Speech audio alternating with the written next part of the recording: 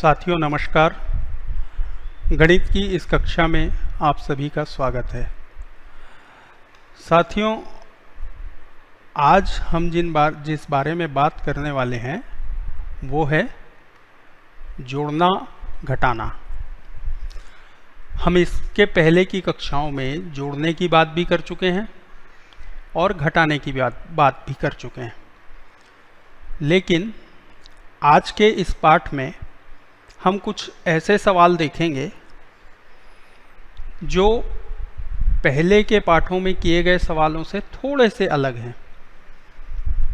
जोड़ने और घटाने के तरीके में कोई अंतर नहीं है। जो हमने पहले के पाठों में किया था वही हमको यहाँ भी करना है, लेकिन थोड़ा सा एक बात है जो मैं आपको बताना चाहता हूँ, इसलिए मैंने ये वाला पाठ दोबारा लिया है। चलिए, दो साथी हैं, बिट्टू और गुड़िया। दोनों एक साथ दुकान गए।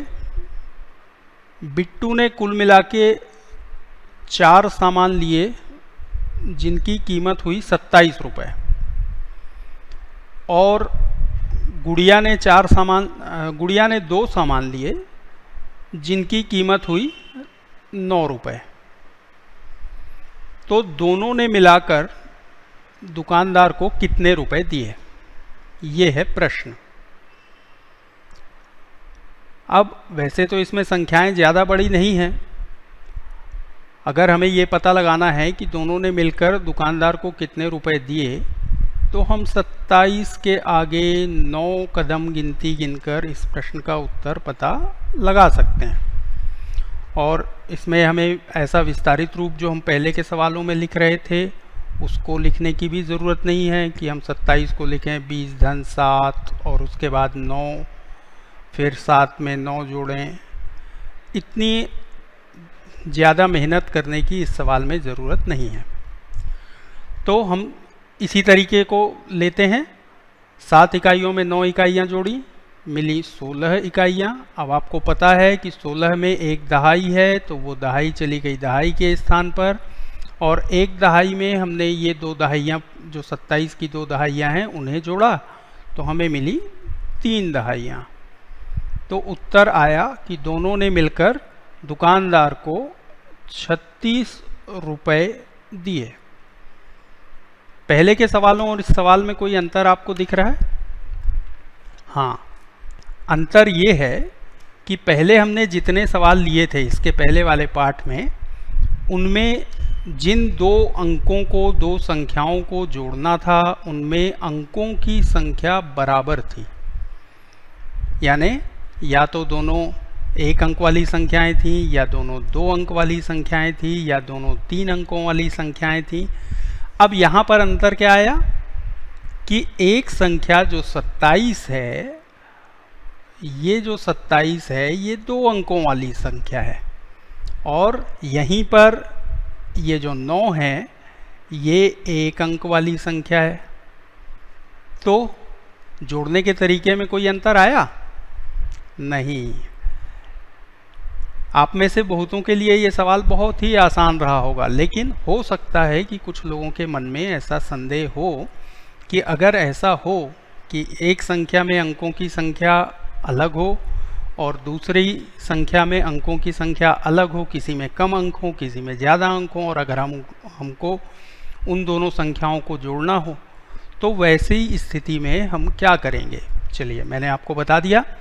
अब ऐसा ही एक सवाल मैं आपके लिए छोड़ देता हूँ। इसमें ज़्यादा समय लगाने की हमें ज़रूरत नहीं है इस तरह के सवालों में, है ना।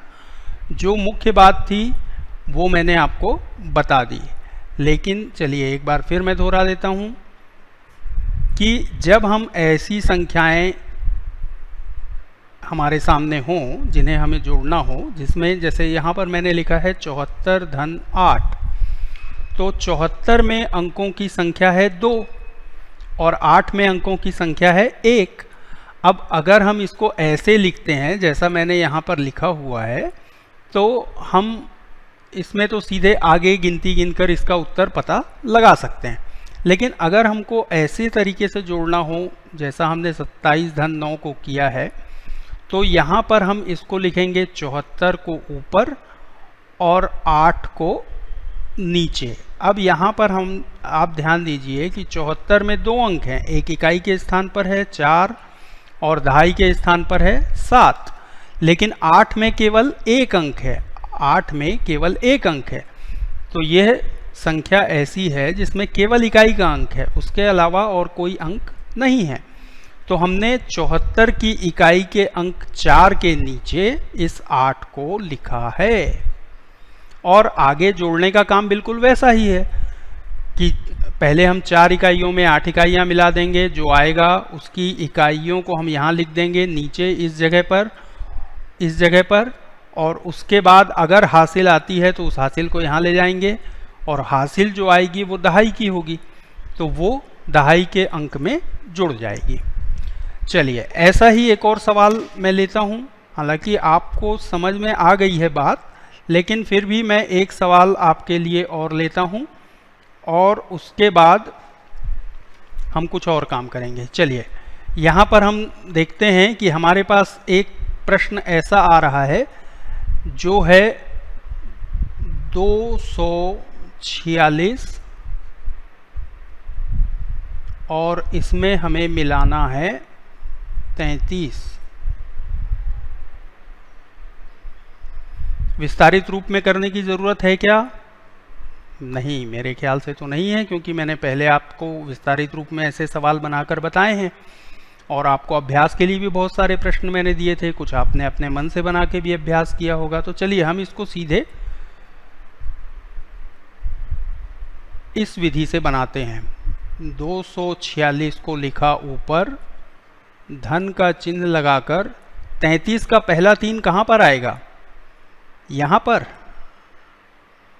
नहीं, यहाँ पर तो गलत है क्योंकि ये तो सैकड़ा का स्थान है, तो इस जगह पर यह अंक नहीं आएगा।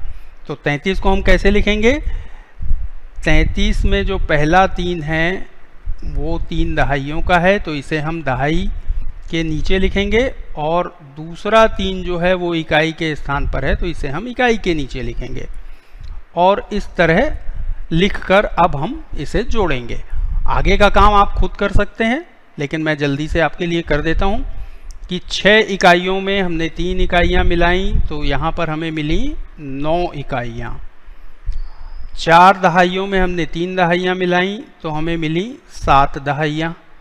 और 2 सैकड़े में हमें कोई सैकड़ा नहीं मिलाना है, क्योंकि 33 में कोई सैकड़ा नहीं है। अगर हम चाहें तो यहाँ पर शून्य भी लिख सकते हैं, क्योंकि आप जानते हैं शून्य का अर्थ है कुछ नहीं। जब हमारे पास कोई चीज़ नहीं होती है तो उस समय हम ये कह सकते हैं कि हमारे पास शून्य है। अर्थात यहाँ पर हमारे पास 2 सैकड़े हैं, यहाँ पर हमारे पास कोई सैकड़ा नहीं है, तो हमने कहा कि यहाँ पर हमारे पास शून्य सैकड़े हैं। तो 2 सैकड़ों में शून्य सैकड़ों को मिलाया, तो यहाँ पर भी हमें मिले 2 सैकड़े। तो इस प्रकार हमारा उत्तर मिला 279। अब एक सवाल और।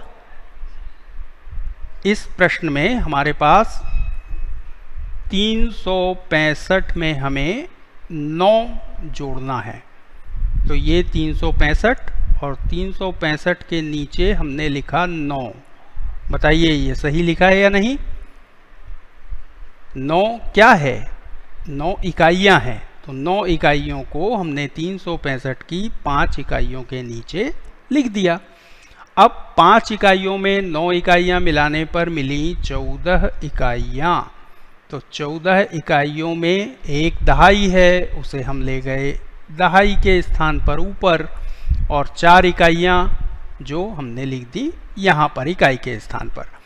अब हासिल की मिली 1 दहाई और पहले की 6 दहाइयों को मिलाकर हमारे पास हुई 7 दहाइयाँ। तो इन्हें हमने दहाई के स्थान पर लिख दिया। और फिर एक बार 3 सैकड़े में हमें कोई सैकड़ा नहीं मिलाना है, तो इसीलिए यहाँ पर हमारे पास 3 सैकड़े हुए। तो इस तरह उत्तर आया 374।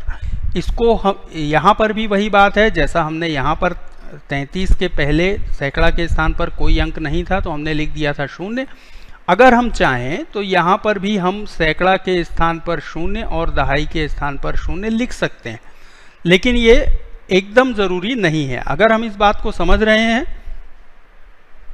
कि 9 का अर्थ क्या है, 9 इकाइयाँ, तो ऐसी स्थिति में हमें यहाँ पर 0 लिखना ज़रूरी नहीं है। लेकिन अगर हम 0 लिखते हैं तो उससे एक फ़ायदा ये होता है कि सभी अंक अपने सही स्थान पर साफ साफ लिखे जा सकते हैं। चलिए एक सवाल और। अब इस सवाल में थोड़ा सा अंतर, पहले के सवालों से थोड़ा सा अंतर ये है कि यहाँ पर हम, चलिए पहले मैं सवाल लिखता हूँ, उसके बाद हम इसके बारे में बात करते हैं। तो ये जो प्रश्न है हमारे पास, इसमें हमें 73 में 566 जोड़ना है। 73 में जोड़ना है 566। अब बताइए पहले के और इस सवाल में क्या अंतर है।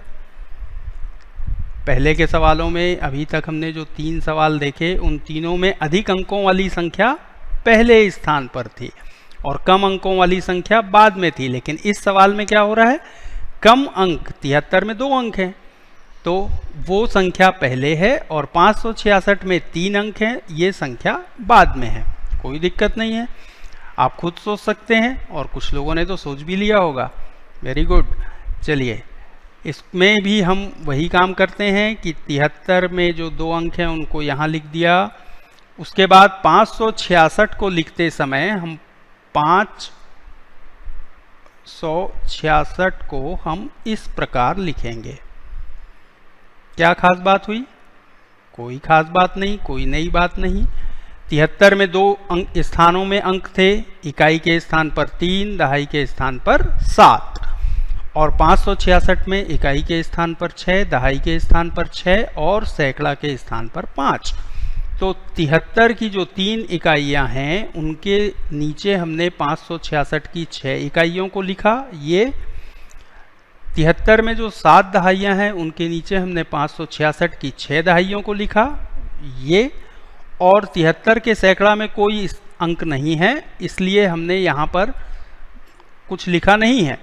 तो यहाँ पर भी अगर हम चाहें तो 0 लिख सकते हैं, 0 सैकड़े हैं तो 0 सैकड़े हो गए, और इसके नीचे हमने लिखा 566 के 5 सैकड़ों को। आगे का काम बिल्कुल वही कि 3 इकाइयों में 6 इकाइयाँ मिलाई तो हमें मिली 9 इकाइयाँ। 7 दहाइयों में हमने 6 दहाइयाँ मिलाई तो कितनी मिली? 8, 9, 10, 11, 12, 13।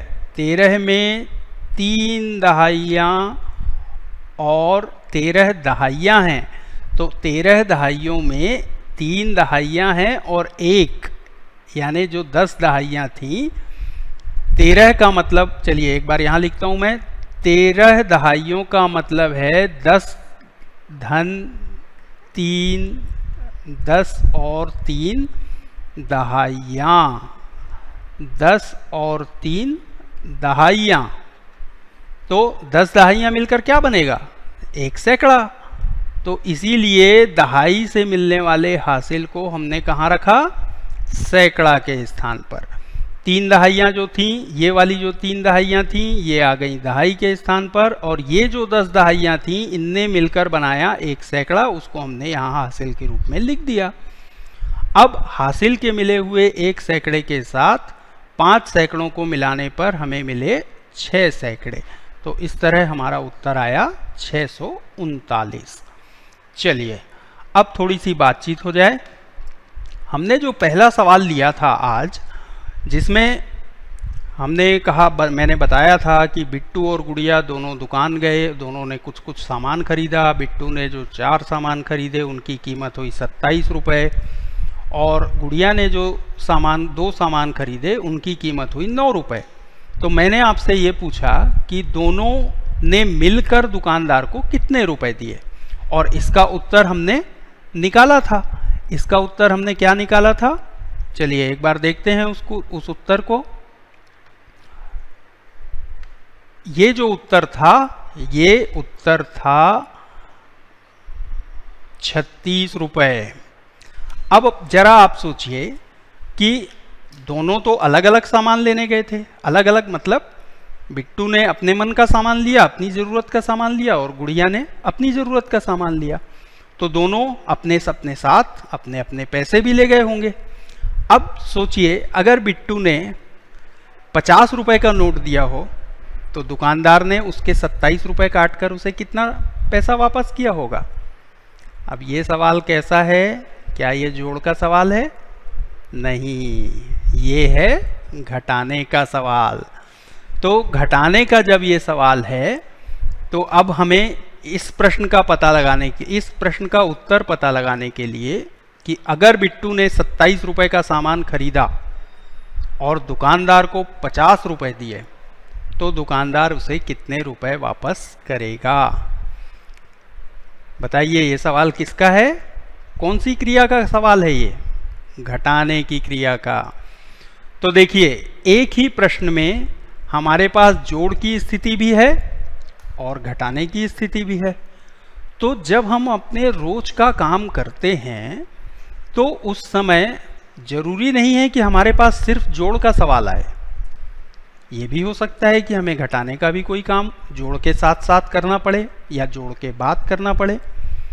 जैसे एक बार फिर इसी उदाहरण पे ध्यान दीजिए कि बिट्टू ने 27 रुपए का सामान खरीदा, लेकिन कितने सामान खरीदे उसने? 4 सामान। तो उन चारों सामान की कीमतों को उसने जोड़ा, उसने भी जोड़ा, दुकानदार ने भी जोड़ा। तो कुल मिलाकर खरीदे गए सामान की कीमत पता चली 27 रुपए। अब बिट्टू के पास 50 रुपए का नोट था, तो पहले तो उसने जोड़ने का काम किया। अब दुकानदार को उसे 27 रुपए देने हैं, लेकिन उसने दुकानदार को 50 रुपए का नोट दिया, तो दुकानदार उसे कितने पैसे वापस करेगा। इस बात को अगर हमें लिखना हो तो अब हम कैसे लिखेंगे? अब हमें क्या लिखना होगा? अब हम लिखेंगे, अब हम इस स्थिति में लिखेंगे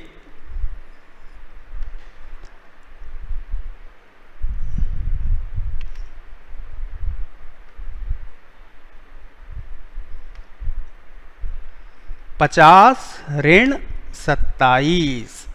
अब हमें क्या लिखना होगा?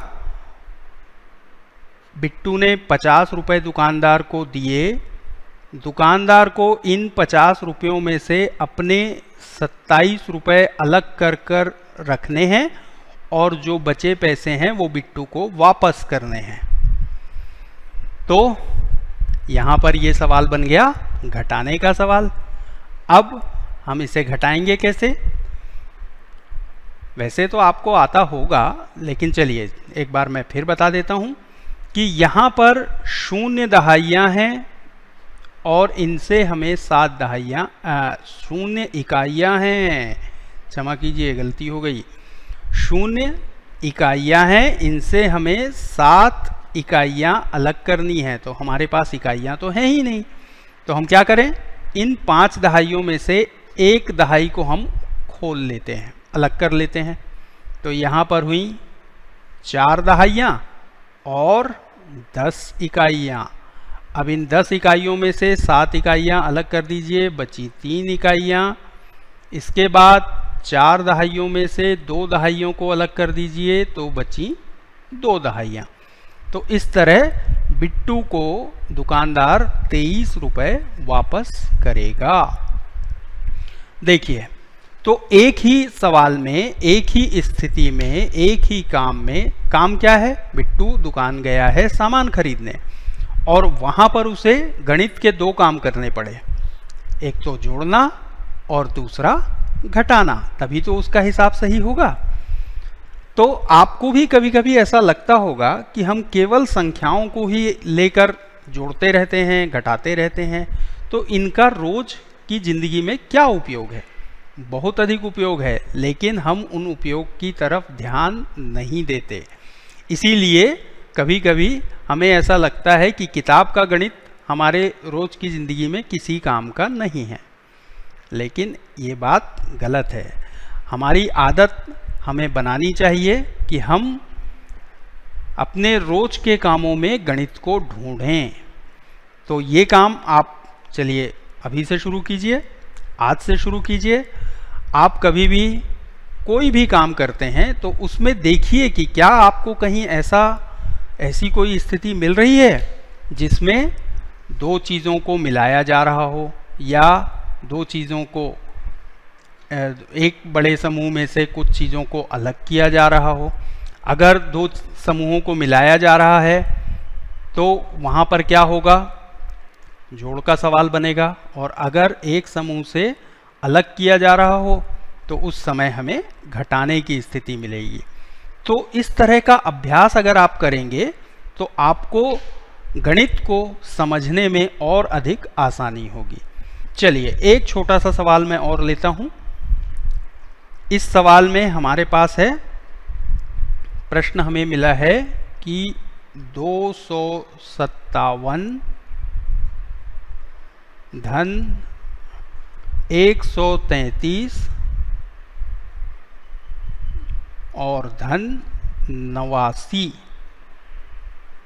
89 यानी 80 और 9। तो अभी इस सवाल में और बाकी सवालों में क्या अंतर था? अभी तक हमने जितने सवाल किए उनसे ये सवाल कैसे अलग है? इसमें हमें 3 संख्याओं का जोड़ करना है। तो इस विधियों में कोई अंतर नहीं है, विधि में कोई अंतर नहीं है। संख्याएं चाहे 3 हों, चाहे 4 हों, चाहे 5 हों, हम इन सभी को उसी नियम का ध्यान रखते हुए लिखते हैं कि इकाई के नीचे इकाई का अंक, दहाई के नीचे दहाई का अंक और सैकड़ा के नीचे सैकड़ा का अंक। अगर एक और संख्या होती तो हम उसे भी इसके नीचे लिख देते। और इन सवालों में धन का चिन्ह केवल एक बार लगाने की ही ज़रूरत है। वैसे हम यहाँ भी धन का चिन्ह लगा सकते हैं क्योंकि मिलाना हमें तीनों को है, लेकिन अगर हम यहाँ पर ये वाला धन का चिन्ह ना भी लगाएं तो भी इससे सवाल के अर्थ में कोई अंतर नहीं पड़ता। तो हम इसे एक ही धन का चिन्ह लगाकर लिख देते हैं। अब यहाँ पर हमें क्या करना होगा? पहले इकाइयों को मिलाएंगे। 7 इकाइयों में 3 इकाइयाँ मिलाई तो हुई 10 इकाइयाँ। 10 इकाइयों में 9 इकाइयों को मिलाया तो हुई 19 इकाइयाँ। 19 इकाइयों के 9 इकाइयों को हमने यहाँ लिख दिया और 19 में जो एक दहाई है उसे हम दहाई के स्थान पर ले गए। अब इस एक दहाई में हमने 5 दहाई मिलाई तो हुई 6 दहाइयाँ। 6 दहाइयों में 3 दहाइयाँ मिलाई तो हुई 9 दहाइयाँ और 9 दहाइयों में 8 दहाइयाँ मिलाई तो हुई 17 दहाइयाँ। उन 17 दहाइयों की 7 दहाइयों को हमने यहाँ पर लिख दिया और 10 दहाइयों से बनने वाले सैकड़े को हम फिर हासिल के रूप में सैकड़े की जगह पर ले गए। अब एक सैकड़ा हासिल का, 2 सैकड़ा 257 का, तो एक सैकड़ा में 2 सैकड़ा मिलाने पर हुए 3 सैकड़े और 3 सैकड़े में ये वाला एक सैकड़ा 133 का एक सैकड़ा मिलाने पर हुए 4 सैकड़े। तो इस तरह हमें मिला 4 सैकड़े, 7 दहाइयाँ और 9 इकाइयाँ, यानी उत्तर आया 479। कितना उत्तर आया? 479। तो इस सवाल में क्या हुआ कि हमें 3 अंकों वाली 2 संख्याओं में 2 अंकों वाली एक संख्या जोड़नी थी।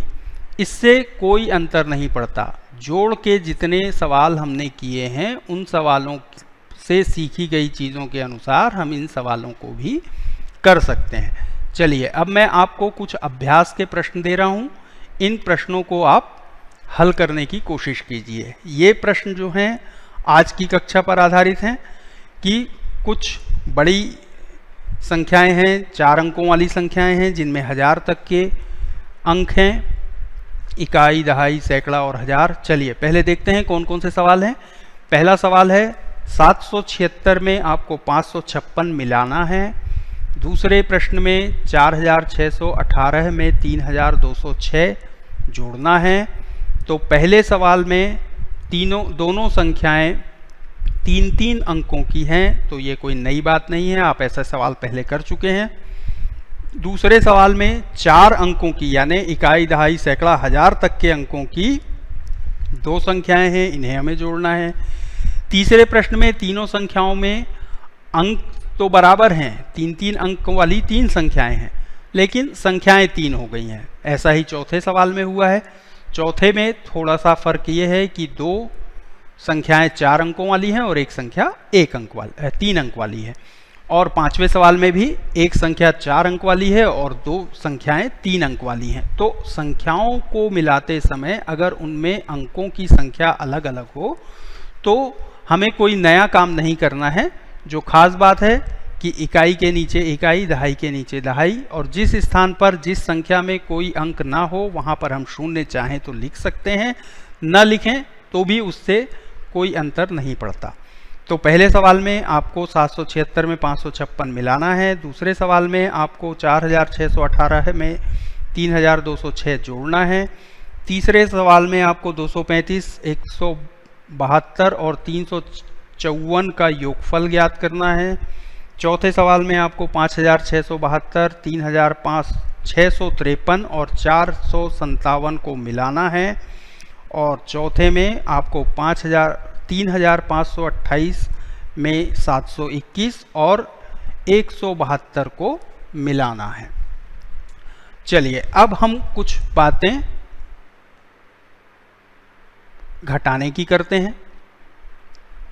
और घटाने की बात करने में भी, घटाने की बात तो हम पहले कर चुके हैं, लेकिन यहाँ पर हम अलग क्या करेंगे कि घटाने में कुछ ऐसे सवाल देखेंगे जिनमें इसी तरह अंकों की संख्या अलग अलग होगी। चलिए यहाँ पर मैं एक सवाल लेता हूँ। 729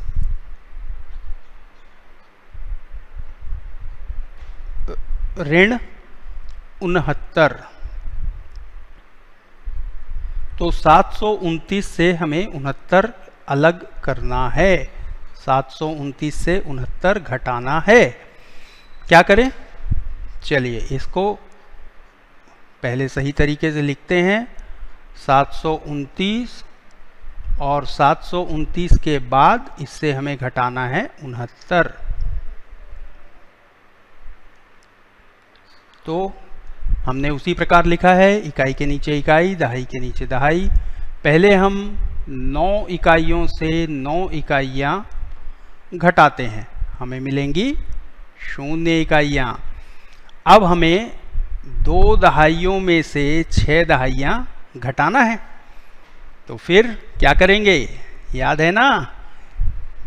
बिल्कुल सही, 7 सैकड़े को खोले में से 1 सैकड़े को हम खोल लेंगे, तो हमारे पास बचे 6 सैकड़े और मिली 10 दहाइयाँ। अब जब 10 दहाइयाँ हमें मिली हैं और इनमें ये 2 दहाइयाँ पहले की मिला दें तो ये हो गई 12 दहाइयाँ। इन 12 दहाइयों में से अब हम ये 6 दहाइयाँ अलग कर देते हैं और हमें मिलती हैं कितनी? 6 दहाइयाँ।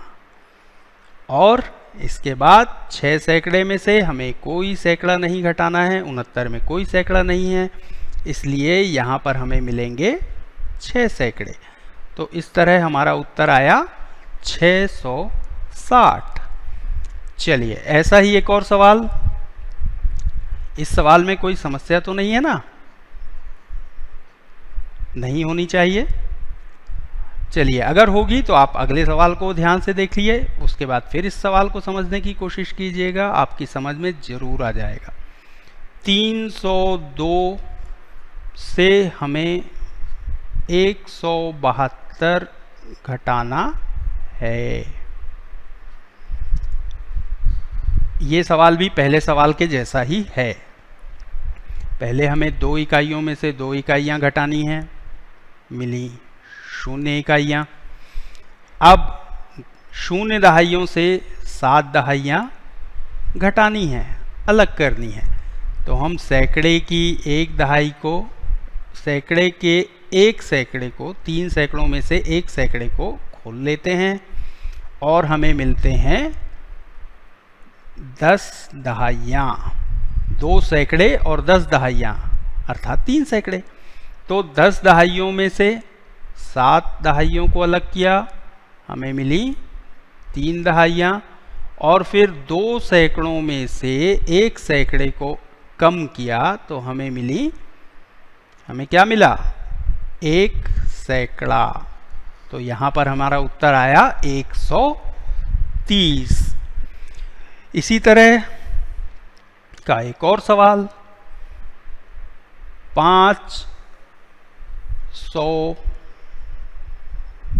से हमें घटाना है 336। चलिए क्या करें, 500 में इकाइयाँ नहीं हैं, इकाई के स्थान पर शून्य है, और इससे इकाई शून्य इकाइयों से हमें 6 इकाइयाँ अलग करनी है। तो क्या करेंगे, दहाई से एक दहाई लेकर हम इकाइयों में बदलते हैं, लेकिन यहाँ तो दहाई में भी शून्य है, यानी दहाइयाँ भी नहीं हैं। तो अब क्या करें, अरे आपको याद है ना, अपर्णा बाजार गई थी 5 रुपए की बिस्किट खरीदने। क्या किया था अपर्णा ने, बस वही काम कीजिए। 5 सैकड़े में से 1 सैकड़ा अलग कीजिए तो हमें मिले 4 सैकड़े और 10 दहाइयाँ। लेकिन अभी दहाइयों को भी खोलने की ज़रूरत है, तो 1 दहाई को भी अलग करके खोल लीजिए तो हमें मिलेंगी 9 दहाइयाँ और 10 इकाइयाँ। अब इन 10 इकाइयों में से हम ये वाली 6 इकाइयाँ अलग कर देंगे, 10 इकाइयों में से 6 इकाइयाँ अलग कर देंगे तो हमें मिलेंगी 4 इकाइयाँ। उसके बाद 9 दहाइयों में से 3 दहाइयाँ अलग करेंगे तो हमें मिलेंगी 6 दहाइयाँ, और 4 सैकड़ों में से 3 सैकड़े अलग करने पर हमें मिलेगा 1 सैकड़ा। तो इस तरह हमारा उत्तर आएगा 164। चलिए, तो यहाँ पर हमने जो पहला सवाल देखा, ये वाला 729 ऋण 69, यहाँ पर नई बात क्या थी कि 729 पिछले पाठ में हमने जो सवाल किए थे उनकी तुलना में नई बात क्या थी कि 729 में 3 अंक थे और 69 में 2 अंक थे। लेकिन घटाने की प्रक्रिया में भी वही बात हुई है जो हमने जोड़ने की प्रक्रिया में अभी समझी है। तो इस तरह अब हम देखते हैं कि जोड़ और घटाने के जो सवाल हैं उनमें अंकों की संख्या से कोई अंतर नहीं पड़ता। अगर हमें प्रक्रिया ठीक से समझ में आ गई है तो हमें इन सवालों को हल करने में कोई ज़्यादा समस्या नहीं आनी चाहिए। चलिए, अब इस तरह के भी कुछ अभ्यास के प्रश्न मैं आपको दे रहा हूं, और इन प्रश्नों का अभ्यास करने के बाद, चलिए यहाँ पर अभ्यास के प्रश्न आपके सामने हैं। पहले प्रश्न में आपको 5672 से 3240 कम करना है। दूसरे में 1100 से आपको 899 घटाना है। तीसरे प्रश्न में आपको 3436 में से 2714 अलग करना है। चौथे सवाल में आपको 2000 से 457 घटाना है। पांचवें सवाल में आपको 9425 से 7565 घटाना है। चलिए, ये 65 का 6 ठीक से नहीं दिख रहा है, इसे मैं फिर से लिख देता हूँ, 7565। तो इन सवालों का अभ्यास करने के साथ साथ एक काम और जो मैंने आपको अभी कहा था, उस काम को भी आप करना शुरू कीजिए कि अपने रोज के समय में ये देखिए कि आपको कहाँ कहाँ जोड़ने की ज़रूरत पड़ती है और कहाँ कहाँ घटाने की ज़रूरत पड़ती है। कई जगह ऐसी होती हैं जहाँ पर हमें जोड़ और घटाना दोनों काम एक साथ करना होता है। तो उन चीज़ों को जब आप पहचानेंगे तो आपको किताबों के सवाल बहुत आसान लगेंगे। किताब में दिए गए सवालों को भी, ऐसे सवालों को आप हल करने की कोशिश कीजिए। और चलिए, आज की बात यहीं ख़त्म करते हैं। अगली कक्षा में किसी नए विषय के साथ हम फिर से मिलेंगे। तब तक के लिए नमस्कार।